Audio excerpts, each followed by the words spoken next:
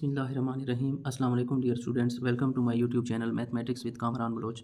आज हम 11th class की मैथमेटिक्स की एक्सरसाइज 1.2 और इसका क्वेश्चन नंबर हम 8 से लेकर 10 तक ये सारे क्वेश्चन सॉल्व करेंगे। क्वेश्चन नंबर 8 की तरफ हम चलते हैं। Find the square root of 13 minus 20 into 3 under root iota and represent it on Argand diagram. हमें ये कहा गया है कि ये जो कम्प्लेक्स नंबर है सबसे पहले इसका आप स्क्वायर रूट मालूम करें। तो क्वेश्चन नंबर 7 के अंदर भी हमने 4 पार्ट सॉल्व किए थे और चारों के स्क्वायर रूट हमने मालूम किए थे। अगर आपने वो लेक्चर मिस किया है तो उसका लिंक मैंने डिस्क्रिप्शन के अंदर दे दिया है, आप पहले उसको अंडरस्टैंड कर लें तो आपके लिए ये वाला क्वेश्चन जो है ये बहुत आसान हो जाएगा। तो स्क्वायर रूट मालूम करने के लिए सबसे पहले ये जो हमें गिवन कम्प्लेक्स नंबर है इसको हम z के इक्वल लेट कर लेते हैं कि ये 13 माइनस 20 इंटू 3 का जज़र अयोटा ये z के बराबर है। आपको पता होगा कोई भी अगर कम्प्लेक्स नंबर है तो वो जर्नल फॉर्म उसकी ये होती है x प्लस वाई अयोटा, यानी कि रियल पार्ट जो है उसको हम x से ज़ाहिर करते हैं और जो इमेजिनरी पार्ट है उसको हम y से ज़ाहिर करते हैं। तो यहाँ पर आप देखें रियल पार्ट हमारे पास जो है वो 13 है, यानी कि यहाँ पर x की कीमत हमारे पास 13 आ जाएगी। इधर आप लिख भी सकते हो कि here x is equal to 13 और y की कीमत हमारे पास होगी माइनस 20 इंटू 3 का जज़र। तो जो स्क्वायर रूट है, स्क्वायर रूट का जो फार्मूला हमारे पास है वो पेज नंबर 7 के ऊपर हमें दिया गया है। तो इस फार्मूले के मुताबिक जो जो चीज़ें हमें चाहिए वो हम सबसे पहले फाइंड करेंगे। एक हमें z का मॉड भी चाहिए और z का मॉड जो है इस फार्मूले से मालूम होता है x square plus y square से। उसके बाद हमें y का भी मॉड चाहिए, तो ये सारी चीज़ें हम मालूम कर लेंगे। तो y की कीमत हमारे पास है माइनस 20 इंटू 3 का जज़र। तो इसका जो है वो सबसे पहले हम मॉड मालूम कर लेते हैं माइनस 20 इंटू 3 का जज़र। तो मॉड की ये खसूसियत है कि अगर इसके अंदर माइनस आ जाए तो ये माइनस को ख़त्म कर देता है, यानी कि सिर्फ और सिर्फ 20 इंटू 3 का जज़र हमारे पास आ जाएगा। इसी तरह हमने z का भी मॉड मालूम करना है, तो z के मॉड का फार्मूला हमारे पास है x square plus y square. तो यहाँ पर अब हम x और y की जो वैल्यूज़ हैं ये अब हम पुट करेंगे। x की वैल्यू हमारे पास 13 है और y की है हमारे पास माइनस 20 इंटू 3 का जज़र और इसका स्क्वायर, इसके ऊपर जो है वो स्क्वायर रूट भी है। तो यहाँ पर अब हम 13 का स्क्वायर मालूम कर लेंगे। 13 का स्क्वायर अगर आप लें तो ये 169 के बराबर होता है। हम इस रकम का भी स्क्वायर लेंगे। देखें 20 के ऊपर स्क्वायर है तो इसका हम स्क्वायर लेंगे और ये जो माइनस है ये स्क्वायर के अंदर ख़त्म हो जाती है। तो हम 20 का जब स्क्वायर लेते हैं तो ये हमारे पास बराबर आता है 400 के। लेकिन ये 3 भी है, 3 के ऊपर जज़र है तो अब जज़र और मुरब्बा कैंसिल हो जाएगा, लेकिन 20 का आपने मुरब्बा जो है ये लेना है। तो यहाँ पर हमारे पास अब सिर्फ 3 बच जाएगा, क्योंकि 3 के ऊपर जो जज़र था वो स्क्वायर के साथ कैंसिल हो गया, माइनस भी स्क्वायर के अंदर ख़त्म हो जाती है। तो 169 जमा 400 को अगर हम 3 के साथ ज़रब करें तो ये हमारे पास हो जाता है 1200। 1200 में 169 जमा करें तो ये हमारे पास आएगा 1369। तो 1369 का अगर हम जज़र ले लें तो ये हमारे पास बराबर आता है 37 के। तो z का जो मॉड है ये हमारे पास 37 आ गया। असल में हमने स्क्वायर रूट मालूम करना था, तो z के स्क्वायर रूट का अब हम फार्मूला लगा लेंगे। फार्मूला है प्लस माइनस, ये फार्मूले के अंदर है। उसके बाद हम स्क्वायर रूट लगाते हैं z का mod plus x divided by 2 plus iota y divided by y का मॉड। फिर आपने स्क्वायर रूट लगाना है और z का मॉड यहाँ पर प्लस एक्स था, यहाँ पर माइनस एक्स और डिवाइडेड बाई 2। उसके बाद आपने ब्रैकेट क्लोज कर देनी है। अब ये फार्मूला अगर आपको आता होगा तो फिर ये क्वेश्चन सॉल्व करना बहुत आसान है। अब इस फार्मूले में हमने कीमतें लगानी है। z का मॉड हमने मालूम किया है 37 और x की कीमत हमारे पास थी 13, तो यहाँ पर हम 13 लिख देंगे और बटा के नीचे 2 और इसके ऊपर स्क्वायर रूट भी है। उसके बाद प्लस उसी तरह अयोटा y की कीमत हमारे पास है माइनस 20 इंटू 3 का जज़र, ये हमने लिख लिया और बटा के नीचे y का जो मॉड लिया था वो था 20 इंटू 3 का जज़र, माइनस जो है वहाँ पर ख़त्म हो जाती है। तो यहाँ पर अंडर रूट के अंदर भी कीमतें लिख लेंगे। z का जो मॉड है उसकी कीमत हमारे पास आई है 37 माइनस 13 बटा के नीचे 2। अब इनको हम मुख्तसर करेंगे। 37 के अंदर अगर आप 13 को जमा करें तो 50 बटा के नीचे 2 आ गया। ये 20 इंटू 3 का जज़र इस 20 इंटू 3 के जज़र के साथ ख़त्म हो जाएगा। ये प्लस माइनस माइनस हो जाएगा, अयोटा बचेगा और यहाँ पर 37 में से 13 को माइनस करें तो 24 बटा 2 आ जाएगा हमारे पास। अब इसको मज़ीद हम मुख्तसर करेंगे। 2 वाला टेबल इस 50 के ऊपर 25 दफ़ा जाता है और ये 2 वाला टेबल इस 24 के ऊपर 12 दफ़ा जाता है। 5 का अगर जज़र 25 का अगर जज़र लें तो 5 होता है। 12 का अब हमारे पास एग्जैक्ट जो है वो जज़र नहीं है, तो फिर हम इसको 2 हिस्सों में तोड़ कर लिख देंगे। हम इसको लिखेंगे 4 ज़रब 3। हमने ऐसे हिस्से में इसको तोड़ा कि जिसका हमारे पास जज़र हो। अब 4 का जज़र हमारे पास 2 है, 3 का जज़र नहीं है तो हम उसी तरह लिख लेंगे और अयोटा को हम इस तरफ से भी लिख सकते हैं। ये हमारे पास z का जो स्क्वायर रूट है ये आ गया और z के स्क्वायर रूट की 2 वैल्यूज़ हैं। एक वैल्यू हमारे पास जमा के साथ है, ये इस तरह से, और दूसरी वैल्यू जो है वो हमारे पास है माइनस के साथ, -5 माइनस इंटू 2 का 2 इंटू 3 का जज़र अयोटा। ये हमारे पास z के स्क्वायर रूट की वैल्यूज़ आ गई। हमने सिर्फ और सिर्फ स्क्वायर रूट नहीं मालूम करना था, बल्कि हमने इसी स्क्वायर रूट को आर्गेन डायग्राम पर भी शो करके देना है। तो चले अब हम इस आंसर को आर्गेन डायग्राम पर शो करते हैं। आर्गेन डायग्राम के लिए आपने इस तरह से एक शक्ल बना लेनी है, 2 लाइनें लगाओगे, इस तरफ आपने जमा वाले हिंसे लिखने हैं और इस तरफ आपने माइनस वाले हिंसे लिखने हैं। अब हम z का जो स्क्वायर रूट आया था उसको थोड़ा सा देख लेते हैं। ये हमारे पास आया था plus into 5 minus 2 into 3 under root iota और एक माइनस के साथ आया था। इसको हम थोड़ा सा मजीद मुख्तसर कर लेते हैं। ये जो प्लस और माइनस है इसको हम अंदर मल्टीप्लाई करवा देते हैं। ये प्लस 5 उसी तरह रहेगा और ये प्लस माइनस माइनस हो जाएगा 2 इंटू 3 अंडर रूट अयोटा, और ये माइनस जब अंदर मल्टीप्लाई होगा तो -5 और minus minus plus 2 into 3 under root iota हो जाएगा। वैसे आपने ये इस किस्म की जो कारतीसी मस्तवी है ये आपने पढ़ी होगी। इधर x की वैल्यूज़ होती हैं, इधर y की, यहाँ पर y 1 2 3 होता है।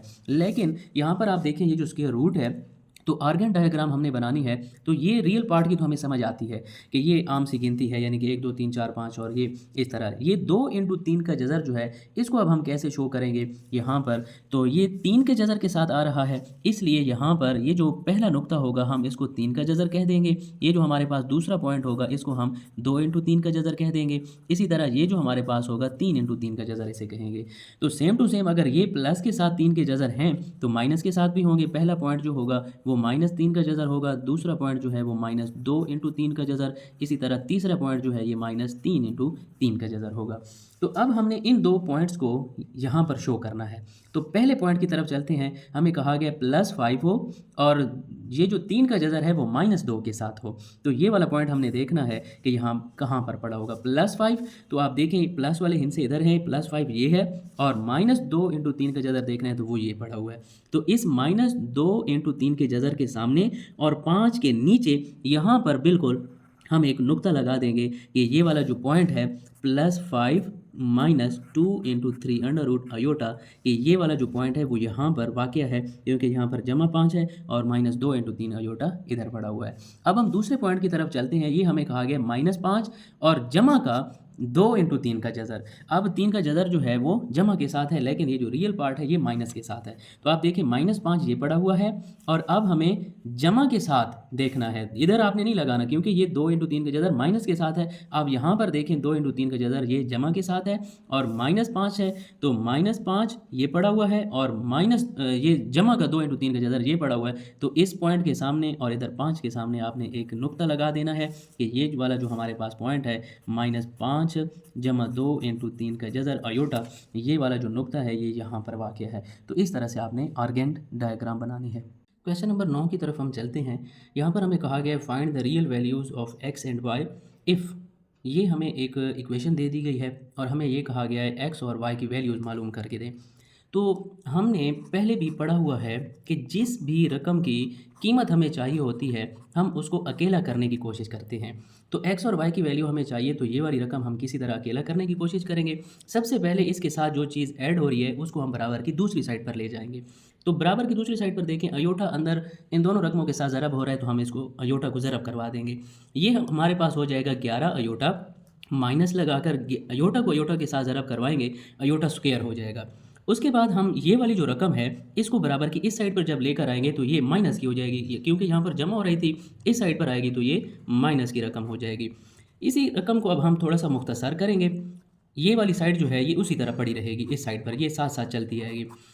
यहाँ पर अयोटा स्क्वायर हमारे पास आ गया है, तो आपको पता है कि अयोटा स्क्वायर जो है ये -1 के बराबर होता है, इसलिए अब अयोटा स्क्वायर की जगह पर हम -1 लिख लेंगे और इस माइनस को हम अंदर दोनों हिस्सों के साथ ज़रब करवा देंगे ताकि ये ब्रैकेट ख़त्म हो जाए और हम क्वेश्चन को मुख्तसर कर लें। माइनस को जब हम अंदर ज़रब करवाएंगे तो ये माइनस माइनस प्लस हो जाएगा और 1 उसी तरह ये भी माइनस माइनस प्लस 5 अयोटा आ जाएगा। ये वाली साइड हम उसी तरह लिख लेंगे -7 plus iota into x plus iota y is equal to 11 iota. इस भी माइनस और माइनस को आपस में ज़रब करवाएं तो ये प्लस हो जाएगा, ये +1 + 5 अयोटा उसी तरह।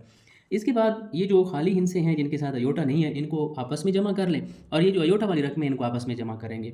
तो यहाँ पर भी चूँकि रियल पार्ट हम पहले लिखते हैं, यहाँ पर भी रियल पार्ट पहले लिख लेंगे। 1 में 1 जमा करें तो 2 हो जाएगा, 11 में 5 जमा करें तो ये 16 और साथ में अयोटा उसी तरह। इस साइड पर -7 जमा अयोटा इंटू एक्स जमा अयोटा वाई है। असल में हमने x और y की वैल्यूज़ मालूम करनी है, तो मैंने आपको शुरू में भी बताया था कि इसी x और y वाली रकम को हमने अकेला करना है। तो इसके लिए हम सबसे पहले ये वाली रकम जमा वाली थी, इसको इधर लेकर गए थे तो ये माइनस हो गई इधर। तो अब भी ये x और y वाली रकम अकेली नहीं हुई, इसके साथ ये रकम मल्टीप्लाई हो रही है। तो हम क्या करेंगे, इस रकम को अकेला करने के लिए x जमा अयोटा y को, ये जो रकम है इसको हम बराबर की दूसरी साइड पर ले जाएंगे। अगर ये यहाँ पर ज़रब हो रही है तो इस साइड पर आकर तकसीम हो जाएगी। और आपको पता है कि जब दो हमारे पास कम्प्लेक्स नंबर्स डिवाइड हो रहे हों तो हमारी कोशिश होती है कि बटा के नीचे से ये कम्प्लेक्स नंबर ख़त्म हो जाए। तो इसको ख़त्म करने के लिए हमारे पास एक तरीका है कि नीचे वाली रकम का कांजुगेट लेकर उसी के साथ हम ज़रब और तकसीम करते हैं। तो -7 जमा अयोटा है तो हम -7 नफ़ी अयोटा के साथ ज़रब और तकसीम करेंगे। कांजुगेट यही होता है कि अयोटा वाली जो रकम होती है उसको चेंज कर दिया जाता है। ये जमा है तो माइनस करके इसी के साथ ज़रब और तकसीम करेंगे। ऊपर वाले हिस्से जो हैं ये आपस में ज़रब होंगे और बटा के नीचे वाले जो हैं ये आपस में ज़रब होंगे। 2 जमा 16 अयोटा नफ़ी 7 नफ़ी अयोटा के साथ ज़रब होगा और बटा के नीचे जो है -7 जमा अयोटा -7 माइनस अयोटा के साथ ज़रब हो जाएगा और इस साइड पर x जमा अयोटा y ये उसी तरह चलता रहेगा। अब इसको हम मज़ीद मुख्तसर करेंगे, इन दोनों को आपस में ज़रब करेंगे। 2 को -7 के साथ ज़रब करवाएं तो -14 हो जाएगा। 2 को माइनस अयोटा के साथ ज़रब करेंगे -2 अयोटा और जमा नफ़ी नफ़ी हो जाएगा। 16 को हम 7 के साथ ज़रब करेंगे तो ये हमारे पास आता है 112 अयोटा और ये प्लस माइनस माइनस 16 उसी तरह अयोटा अयोटा के साथ ज़रब होगा तो अयोटा स्क्वायर हो जाएगा। और बटा के नीचे यहाँ पर हमेशा फार्मूला बनता है कि दो हिस्से हैं उनको एक दफ़ा हमने जमा का लिखा हुआ एक दफ़ा माइनस का, तो हम कैसे लिखेंगे, पहले हिस्से का स्क्वायर माइनस लगाकर दूसरे हिस्से का स्क्वायर, यानी कि -7 का स्क्वायर और अयोटा का हम स्क्वायर लिख लेंगे उसको। इसके बाद हम इसको मुख्तसर करेंगे। ये -14 उसी तरह ये भी अयोटा वाली रकम है, ये भी अयोटा वाली रकम है। देखें इनकी अलामतें भी एक जैसी हैं तो इनको हम जमा कर लेंगे। 112 में 2 को जमा करें तो ये 114 अयोटा हो जाएगा। और यहाँ पर आप देखें अयोटा स्क्वायर आ रहा है तो हमने पहले भी अयोटा स्क्वायर की कीमत जो है वो -1 लगाई है, तो यहाँ पर भी अयोटा स्क्वायर की कीमत हम -1 लिख लेंगे। उसके बाद इसका हम स्क्वायर ओपन करेंगे, माइनस स्क्वायर के अंदर ख़त्म हो जाती है। 7 का स्क्वायर अगर लें तो ये 49 हो जाएगा और यहाँ पर फिर अयोटा का स्क्वायर लेंगे तो अयोटा स्क्वायर होगा और अयोटा स्क्वायर की वैल्यू आपको पता है कि ये -1 होती है, तो यहाँ पर अयोटा स्क्वायर की जगह पर ना हम -1 लिख लेंगे। इसके बाद इसको हम मज़ीद मुख्तसर करेंगे, -14 माइनस 114 अयोटा और ये माइनस माइनस प्लस हो जाएगा 16 और बटा के नीचे 49 और ये नफ़ी नफ़ी जमा 1 हो जाएगा। तो आप देखें ये भी अकेला हिस्सा है, ये भी अकेला हिस्सा है, यानी कि इनके साथ अयोटा नहीं है, तो इनको हम आपस में जमा माइनस करेंगे और ये अलामतें दोनों की मुख्तलिफ हैं। तो 16 में से 14 माइनस करें तो 2 बचता है, -114 अयोटा उसी तरह। 49 के अंदर 1 जमा करें तो ये 50 हो जाएगा। अब हम क्या करेंगे, ये जो बटा के नीचे वाला 50 है इन दोनों हिस्सों के साथ हम अलग अलग ले लेंगे ताकि रियल और इमेजिनरी पार्ट्स जो हैं ये अलग-अलग हो जाएं। और हम बराबर की इस साइड पर हमारे पास ये x प्लस अयोटा y जो है ये चला आ रहा है, तो यहाँ पर हम लिख लेंगे x प्लस अयोटा y। तो ये 2 वाला टेबल इस 50 के ऊपर जो है ये 25 दफ़ा जाता है और ये भी हमारे पास मुख्तसर होता है। 2 वाला टेबल इसके ऊपर जाता है 57 दफ़ा और इसके ऊपर जाता है 25 दफ़ा। तो यहाँ पर हमारे पास बचेगा 1/25 और यहाँ पर होगा 57/25 अयोटा और बराबर की इस साइड पर है x जमा अयोटा y हो या y जमा अयोटा हो, ये एक ही बात है। असल में हमने x और y की वैल्यू मालूम करनी थी। तो जब दो कम्प्लेक्स नंबर्स आपस में इक्वल हो जाएं तो रियल पार्ट जो है वो रियल पार्ट की इक्वल हो जाता है और इमेजिनरी पार्ट जो है वो इमेजिनरी के बराबर, यानी कि बराबर की इस साइड पर जो रियल पार्ट है x, ये बराबर की इस साइड वाले रियल पार्ट 1/25 की इक्वल होगा, यानी कि x की कीमत हमारे पास 1/25 आएगी और y की भी कीमत हमने मालूम करनी है। तो अयोटा का जो अददी सार होगा इस साइड वाले अयोटा के अददी सार के बराबर हो जाएगा, यानी कि -57/25। तो ये हमारे पास y की वैल्यू आ गई। हमने यही x और y मालूम करने थे जो कि हमने मालूम कर लिया। एक दफ़ा मैं फिर आपको बता दूं, जिस चीज़ की हमें वैल्यू चाहिए उसको हम अकेला करने की कोशिश करेंगे। सबसे पहले ये वाली रकम हम उधर ले जाएंगे, ये जमा हो रही थी उधर जाकर माइनस होगी, फिर उसको मुख्तसर करेंगे। तो ये x और y वाली रकम अभी भी अकेली नहीं हुई, इसके साथ एक और रकम ज़रब हो रही है तो बराबर की दूसरी साइड पर जाकर तकसीम होगी। तो इसको हम हल करेंगे कि बटा के नीचे ये अयोटा वाली रकम नहीं होनी चाहिए, हम इसको बटा के नीचे से कैसे ख़त्म कर सकते हैं। इसी रकम का कांजुगेट लेकर उसको ज़रब और तकसीम करवाएंगे तो ऊपर वाले हिस्से आपस में ज़रब और बटा के नीचे ये फार्मूला बनता है। इसको हम मुख्तसर करेंगे तो हमारे पास x और y की वैल्यूज़ आ जाएंगी। क्वेश्चन नंबर 10 की तरफ चलते हैं। Find the real values of x and why if. ये हमें एक इक्वेशन दी गई है और कहा गया है कि एक्स और वाई की वैल्यूज़ मालूम करके दें। तो ये वाला क्वेश्चन भी सेम टू सेम पिछले 9वें क्वेश्चन की तरह ही है। तो सॉल्यूशन के अंदर हम इसको कैसे स्टार्ट करेंगे, मैंने आपको पहले भी बताया था कि एक्स और वाई की वैल्यू हमने मालूम करनी है। तो हम कोशिश करेंगे कि इसी रकम को हम अकेला कर लें ताकि हम फिर इनकी वैल्यूज़ मालूम कर लें। तो ये अकेली कैसे हो सकती हैं एक्स और वाई वाली रकमें? आप ऐसा करें, सबसे पहले ये जो इसके साथ जमा हो रहा है 3, आप पहले इसको बराबर की दूसरी साइड पर ले जाएँ। तो इसको भी साथ-साथ हम सॉल्व करते जाएँगे। अयोटा जो है अंदर दोनों हिस्सों के साथ ज़रब हो रहा है तो हम लिख लेंगे 11 और अयोटा इसके साथ ज़रब होगा तो इसके साथ हम लिख देंगे। माइनस उसी तरह अयोटा के साथ जब ज़रब होगा तो अयोटा स्क्वायर और -4 अयोटा पहले से इधर पड़ा हुआ है। और यही जमा 3 जो है ये हम बराबर की इस साइड पर लेकर आएँगे। क्यों लेकर आएँगे कि हमारी कोशिश है ये वाली एक्स और वाई वाली रकमें अकेली हो जाएँ ताकि हम इनकी वैल्यूज़ मालूम कर सकें। तो अभी ये वाली जो रकम है इसके साथ उसी तरह चलती आएगी। हम इनको पहले मुख्तसर कर लेते हैं। तो आप देखें ये भी अयोटा वाली रकम है, ये भी अयोटा वाली रकम है। तो 11 में से 4 आप माइनस करें तो ये बचेगा 7 अयोटा और अयोटा स्क्वायर की जो वैल्यू होती है वो -1 होती है। ये हम तकरीबन हर क्वेश्चन के अंदर यूज़ करते हैं, ये आपको याद होनी चाहिए। तो अयोटा स्क्वायर की जो वैल्यू है वो -1 हो गई और आगे -3 हम उसी तरह लिख लेंगे। ये वाली साइड जो है हम उसी तरह लिख लेंगे और आप देखिए ये माइनस माइनस हमारे पास +1 हो जाएगा और इन दोनों को हम आपस में जमा माइनस करेंगे क्योंकि इनके साथ अयोटा नहीं है। तो -3 में से आप 1 को माइनस करोगे क्योंकि 2 अलामतें मुख्तलिफ हैं, तो 3 में से 1 गया तो 2 बचा, लेकिन साथ अलामत जो है वो हम बड़े हिस्से की लगाएंगे, बड़े हिस्से के साथ माइनस है। और ये अयोटा वाली रकम जो है वो हम बाद में लिख लेंगे क्योंकि रियल पार्ट हम पहले लिखते हैं। और इस साइड पर हमारे पास है 5 नफ़ी 2 अयोटा एक्स जमा अयोटा वाई।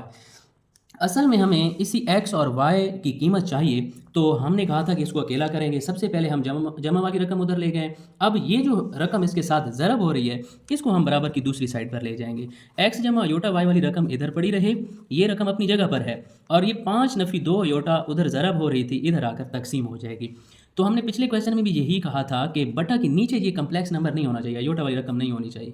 तो इसको हम ख़त्म करने के लिए इसका कंजुगेट लेकर उसी के साथ ज़रब और तकसीम करते हैं। कंजुगेट का मतलब ये है कि अयोटा वाली जो अलामत है वो आपने चेंज कर देनी है। 5 नफ़ी 2 अयोटा था तो 5 जमा 2 अयोटा के साथ ज़रब और तकसीम कर देंगे। अब जो ऊपर वाली 2 रकमें हैं ये आपस में ज़रब हो जाएंगी और जो बटा की नीचे वाली रकमें हैं ये आपस में ज़रब हो जाएंगी। तो ऊपर वाली रकमों को हम ज़रब करते हैं। -2 को 5 के साथ ज़रब करवाएंगे तो 5 2 10, ये प्लस माइनस -2 2 4 अयोटा हो जाएगा। फिर ये 5 7 35 अयोटा और जमा उसी तरह 7 2 14 अयोटा अयोटा के साथ ज़रब होगा तो अयोटा स्क्वायर हो जाएगा। और बटा के नीचे हमेशा फार्मूला बनता है क्योंकि 2 हिस्से हैं, एक दफ़ा उनको माइनस का लिखा हुआ है, एक दफ़ा जमा का, तो इसके ऊपर a square minus b square वाला फार्मूला लगेगा, यानी कि पहले हिस्से का मुरब्बा नफ़ी लगाकर दूसरे हिस्से का मुरब्बा हम लिख लेंगे और बराबर की इस साइड पर हमारे पास x प्लस अयोटा वाई चला आ रहा है। अब इसको हम मज़ीद मुख्तसर करेंगे। -10 उसी तरह ये दोनों रकमें जो हैं ये अयोटा वाली हैं और अलामतें इनकी मुख्तलिफ हैं। तो 35 में से 4 को हम माइनस करेंगे तो हमारे पास जमा का 31 अयोटा बचेगा और यहाँ पर फिर हमारे पास अयोटा स्क्वायर आ गया है तो अयोटा स्क्वायर की कीमत हमारे पास -1 होती है, इसलिए हम यहाँ पर -1 लिख लेंगे।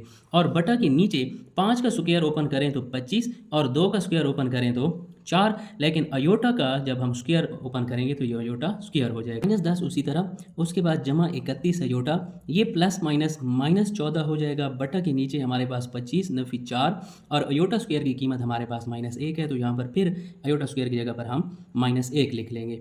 ये आप देखें दोनों अकेले हिस्से हैं, यानी कि इनके साथ अयोटा नहीं है और अलामतें भी इनकी एक जैसी हैं, तो हम इनको जमा कर लेंगे।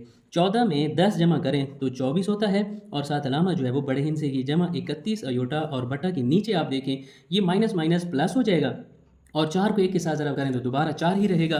तो 25 के अंदर फिर हम 4 को जमा कर लेंगे। 25 के अंदर 4 को जमा करें तो ये हमारे पास 29 बनता है। अब इस 29 को हम ये रियल पार्ट के नीचे अलग लिख लेंगे और ये जो इमेजिनरी पार्ट है इसके नीचे हम अलग लिख लेंगे और बराबर की इस साइड पर हमारे पास x प्लस वाई अयोटा चला आ रहा था तो हम यहाँ पर वही लिख लेंगे। असल में हमें इसी x और y की वैल्यू चाहिए थी। तो आप देखें दो कम्प्लेक्स नंबर आपस में इक्वल हैं तो ये जो रियल पार्ट है ये इस रियल पार्ट के इक्वल हो जाएगा, यानी कि x की वैल्यू हमारे पास आ जाएगी -24/29 और y की वैल्यू जो है आप देखें y अयोटा का अददी सार है तो बराबर की इस साइड पर अयोटा का जो अददी सार है इसके बराबर हो जाएगा, यानी कि y की कीमत हमारे पास आ जाएगी 31/29 और असल में हमने यही x और y की कीमतें मालूम करनी थी।